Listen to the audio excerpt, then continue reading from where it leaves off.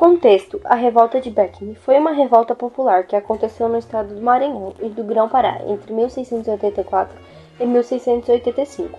Esse levante foi motivado pela insatisfação da população local, sobretudo de uma pequena elite, com o monopólio comercial exercido pela Campanha do Comércio de Maranhão e com a proibição da escravização dos indígenas. O estado do Maranhão foi criado pelos espanhóis em 1621, ainda durante o período da União Ibérica. Em 1654, já sob o domínio português, tornou-se o estado do Maranhão e do Grão-Pará. A economia maranhense dependia muito da extração das drogas do sertão e da produção de certos itens, como algodão e cacau, além de possuir uma pequena produção de açúcar. A situação da economia do Maranhão, no entanto, agravou-se consideravelmente com a expulsão dos holandeses, em razão da falta de mercadorias. Além disso, os colonos instalados no Maranhão dependiam bastante do trabalho escravo, sobretudo aquele realizado pelos indígenas. Como a economia local era bastante simples e não muito lucrativa, ela não tinha condição de arcar com os altos custos para adquirir escravos africanos. Sendo assim, as execuções que adentravam o interior da mata para capturar indígenas e revendê-los como escravos eram muito comuns naquela região. Na segunda metade do século XVI, uma tensão muito forte entre colonos e religiosos surgiu a respeito do controle da mão de obra dos indígenas. Os jesuítas, padres que pertenciam à Companhia de Jesus, uma ordem religiosa vinculada à Igreja Católica, que tinha o objetivo da pregação do Evangelho pelo mundo, tentaram exercer o controle sobre a mão de obra, fazendo com que os colonos se tornassem dependentes do envio de africanos pela coroa para suprir suas necessidades. O envio dos africanos ficaria sob responsabilidade da Companhia do Comércio do Estado do Maranhão, empresa criada em 1682. A empresa era o envio de cerca de 10.000 africanos em até 20 anos, mas isso não aconteceu. Um agravante nessa história foi o polêmico decreto de 1680 a respeito da escravização de indígenas. Alguns historiadores entendem que decreto como uma determinação de rei português, no sentido de proibir a escravização de indígenas no Maranhão. Outros historiadores, no entanto, interpretam-no como uma medida real, que cedia aos jesuítas. Os jesuítas poderiam alfabetizá-los, catequizá-los e utilizá-los como a mão de obra em suas propriedades. Por fim, a Campanha de Comércio do Estado do Maranhão foi criada para resolver os problemas de abastecimento do Maranhão, uma vez que a colônia carecia de todo tipo de mercadorias e tinha uma circulação monetária muito reduzida.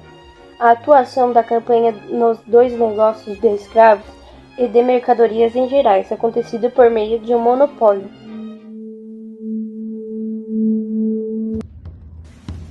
Bom, com esses acontecimentos, habitantes conspiraram contra a autoridade colonial. Conspiradores como homens bons, cidadãos e clérigos que não eram jesuítas. Os principais articuladores da revolta contra a administração colonial eram os irmãos Manuel e Thomas Beckman. Manuel era dono do engenho e foi um dos grandes líderes da revolta de Beckman. Já Tomás era advogado e cumpria o papel secundário no desenrolar do movimento. Manuel foi um responsável por convencer habitantes de São Luís rebeliarem-se contra a administração local. A revolta de São Luís se iniciou por volta de 24 de fevereiro de 1684, data em que acontecia uma procissão religiosa. Os rebelados renderam os guardas que tomavam conta da casa de estanco, para controlar locais estratégicos da cidade. O capitão Moore, do Maranhão, foi preso durante a revolta. Com a cidade de São Luís tomada, o novo governo tomou algumas medidas como a deposição do capitão Moore, expulsão dos jesuítas e a abolição da casa estanco. O governo era formado por grupos diferentes de São Luís, homens bons, cidadãos comuns e clérigos. Durante mais de um ano, o governo da capital maranhense ficou sob o comando dos rebelados. As causas da revolta de Beckman. O estado do Maranhão vivia um contexto conturbado no final do século XVII, que foi fruto da insatisfação dos moradores de São Luís com as medidas tomadas pela coroa, por meio da Companhia de Comércio do Maranhão, na questão do monopólio comercial e no descumprimento das remessas de escravos africanos. Outro fator era a insatisfação local com a ação dos jesuítas no controle das populações indígenas. A insatisfação dos moradores de São Luís com a Companhia de Comércio do Maranhão diz respeito ao fato de a empresa pagar preços muito baixos pelas produções dos locais, por favorecer terceiros, por não cumprir suas obrigações em relação aos escravos africanos e por oferecer mercadorias em péssimas qualidades. O descontentamento causado pelos jesuítas relaciona-se à criação de leis por parte da coroa, que concedia o monopólio do controle dos indígenas a esses religiosos. No caso do Maranhão, foi decretada uma lei em 1º de abril de 1680, que proibia a escravização dos indígenas no estado. Essa lei foi resultado direto dos esforços jesuítas para impedir que os colonos escravizassem e aprisionassem os indígenas.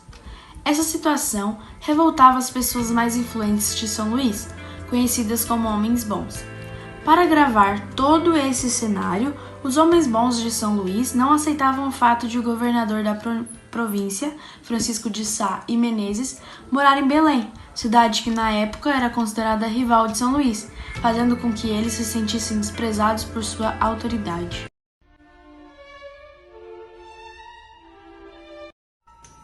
A revolta de Beckman durou mais de um ano.